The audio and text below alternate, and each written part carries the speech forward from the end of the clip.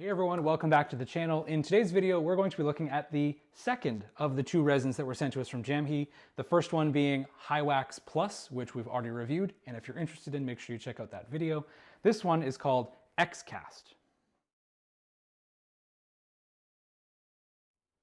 The first review of High Wax Plus is already up. If you haven't already seen it, make sure you go and check out that video. We did have some mixed thoughts on that one, but this one is much different. Now, we can only really presume that the name XCast might be a bit of a play on Bluecast's X1, kind of trying to draw on that success. But of course, we can't be sure, so it's just an observation. This resin is marketed as having a very high wax content, but unlike the High Wax Plus, there's no real indication on their marketing as to how much exactly, like a percentage-wise. High Wax Plus had, I believe it was 60%, which is very, very high. This one doesn't have any claim like that, but it's just high wax. They also describe this resin as ideal for rings, bracelets, necklaces, alluding to the wax content in making the resin suitable for chunky objects. Verbatim, they say it as, XCast has great flexibility and high accurate that allow you to set stone for diamond easily, which is a bit odd. So getting past the weird grammar and the spelling, they allude that this resin is good for stone in place casting, or that the high wax content allows for better castings.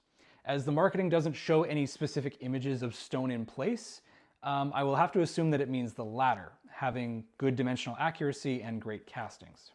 So as per usual, we started our testing off with the Prusa SL1S running the built-in resin calibration program. This program allows us to place 8 models on the bed and incrementally expose each one in succession with just a little bit more exposure for each one. Now in this case, we started off with about 4 seconds, I believe, and we went up in half-second intervals. After the first attempt, we found that this resin was having an extraordinarily hard time with this. Only the 7.5 second even stuck to the bed. So I continued printing using that calibration program, and it took us 3 attempts before we even had a full bed actually stick to the build plate. So with other high wax formulas like X1, ResinWorks 200, 400, etc., that say that you should preheat your resin, this resin does not benefit from preheating. We tried it, and it actually got worse. I don't know why, but at room temp, let's say 22, 23 Celsius, it was great. Over 30, 35, really bad. Don't preheat this material. I cannot explain why. It does make it a little bit less, more fluid, so it should technically work, but we got really bad results. So just avoid that. So next we move on to the support testing, the actual printing of the models. This is always an interesting test because it shows us not only the optimal support method, like how many you should be using, the size of the support heads, etc., but it also shows us the structural soundness of the resin. Now, something that we attempt to do is we will use a range of supports, starting from a single support in the middle, all the way up to something that would be considered way over supported, where you've just got supports on every surface almost, and it's just ridiculous. You would not want this. But considering how difficult it might be to print this resin, you would expect that maybe if I over support it, it will actually print better. But we had really mixed results. After running the print bed on the Sonic Mini 8KS at least 4 times, we had very intermittent success on every single print bed. Sometimes the over supported one would print, and then a mid support one wouldn't. And then sometimes we'd print another and the single support would work, but the over-supported wouldn't, and it was just, I don't understand why. This resin was so hard to work with, and I still don't actually have great print results yet. Even though I've gone through their, the JamgHe instructions time and time again. I've overexposed, I've used larger support heads, I've slowed the print down really, really slow, and nothing really seems to be giving me great results. I still don't know why. So just make a note of that. If you intend to use this resin, you might have to fight with it a little bit to get those optimal settings. So resins such as XCast 400 require head sizes of at least 0.8 millimeters. I would recommend you start with that with the XCast as well. Unfortunately, due to the intermittent failures using the recommended exposure setting of about 10 seconds per layer, we went up to 12 and beyond. It still doesn't work great. So I don't have a great recommendation for you for a good place to start regarding the exposure anyway. But I can say use a mid amount of supports, So, make sure you have at least a nice little arc along the bottom and support the top of your rings, and then use at least 0.8 millimeter heads. So for the post-processing, we did a quick rinse in alcohol and then a 5-minute UV cure to assure that there was no resin residue on the outside. The JamgHe support document is very limited, so we opted to do this as a cure, almost as a precaution, to allow for the best possible casting results. Now on to the casting. As per usual, we used our Optima Prestige mixed to 36:100 ratio. This was our first casting test, and it's done as a 6-hour rapid burnout. If the 6-hour doesn't work, then we tend to move on to the 12-hour. If the 12-hour doesn't work, just don't buy that resin. It's probably pretty bad. If you need anything above what they're claiming as like a normal material, and when I say normal, I mean like gypsum bonded, so you don't have to go to phosphate bonded, which is like 5 times the cost. It's more dental platinum stuff. If you have to use that, I'm just not going to recommend it to you because it's probably not accessible to the normal person. There are other materials that can handle this, and that's kind of what we're comparing against.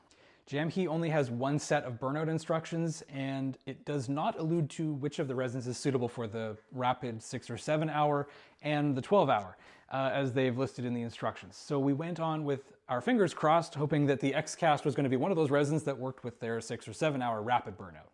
But after the casting, we're happy to report that these castings look really good, which is in line with that high wax content curse that we kind of referred to before, where it's really difficult to print, but it generally casts really well. So looking at this small engagement ring, we did have a minor blowout on this where I had a slight crack and it just had a little bit of bronze come out the top. That's our problem, not the JamgHe problem. But regardless, we can see pretty much everything else around it. The ring shank itself is smooth inside and out. All the prongs are there, all the stone seats. The engagement ring, the smallest one, looks incredibly good. Moving up to the next one full of stone settings, the next engagement ring. This one has perfect, complete stone settings throughout. I see no roughness on the surface of the shank, inside or out. All of the prongs filled brilliantly. I can still see some layer lines. Again, that was just related to the tough printing conditions that we had. This was one of the better ones. I have one over here that's really, really terrible. Like everything's swept to the left for some reason. Layers shifting like crazy. I don't understand why. We've even got like a weird chemical shift. There's like a clear spot, as in like some of the pigment disappeared and then it came back. I don't know what's going on. This is really weird, but this is one of the best ones that we got, and it cast incredibly well as well. Moving on to the micro pave. This one is looking very positive. I can see some holes that are open, but again, I refer back to the poor printing conditions.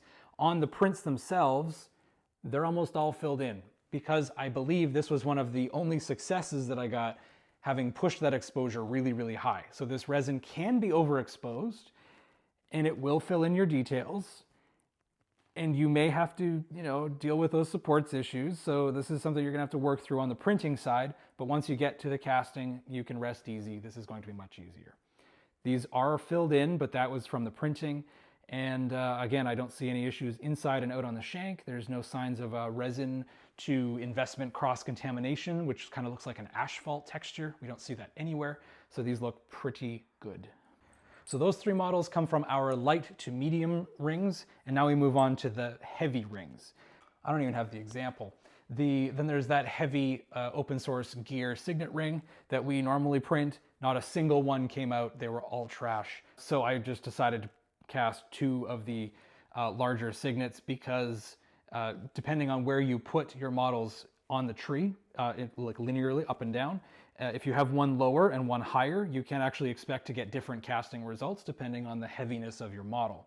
In other words, you want to put your thinnest stuff to the top because that's where the metal is its hottest and it fills the best.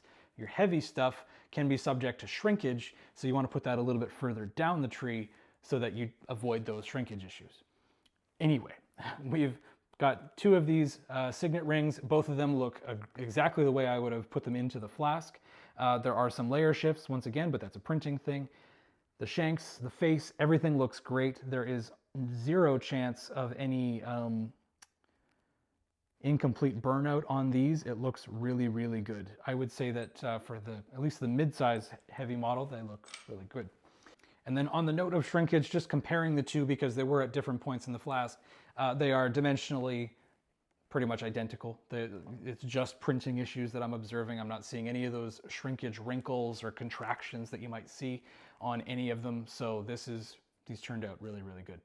Moving on to the skull ring, which is the largest and most detailed of our models. I don't see any incomplete burnout kind of like in those little holes or details. I don't see anything broken off. This is the one where we tend to see what's called investment breakaway, where you get little pieces, tends to be little jagged pieces like that are in the details. They will fall off, crack, and then swim around when you pour your metal, and you'll see pits if they're on the surface. I don't see evidence of that.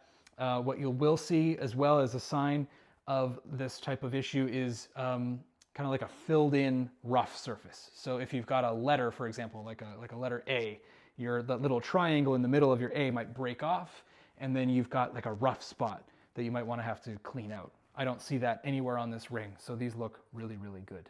It seems that XCast is showing remarkably better casting results than the Hi-Wax Plus at all sizes, and you should not have to go further than a 6-hour burnout for this particular resin. Now, it depends on your model. If you're trying to cast a miniature, for example, definitely maybe aim a little bit higher because you've got exponentially more material in there than a ring, but you'll have to use that at your discretion. At least when it comes to something like this, you can safely say at 6 hours, this is going to burn out nice and clean. I don't know if you're going to want to bother with a miniature, how difficult this stuff is to print, but that's on you. So at $128 per 500 gram bottle, or about 26 cents per gram, this resin is a bit better priced than the Hi-Wax Plus, and is a bit more on the budget-friendly side compared to resins from ResinWorks 3D, Bluecast, Power Resin, etc. But it is still more expensive than the Soraya Tech offerings or something like Apply Lab Work. So what are my personal thoughts on this resin, if you haven't already picked up on that? I personally do not like it. That's me though. I don't like it because in terms of, where we're at business-wise, I don't have the time to deal with this level of unpredictability. I need something where I pour it in, I have the settings, it prints, it casts well, end of story. I don't want to think about it. I don't want to have to go back over all these resin settings time and time again and worry about the print head size. I'm over that.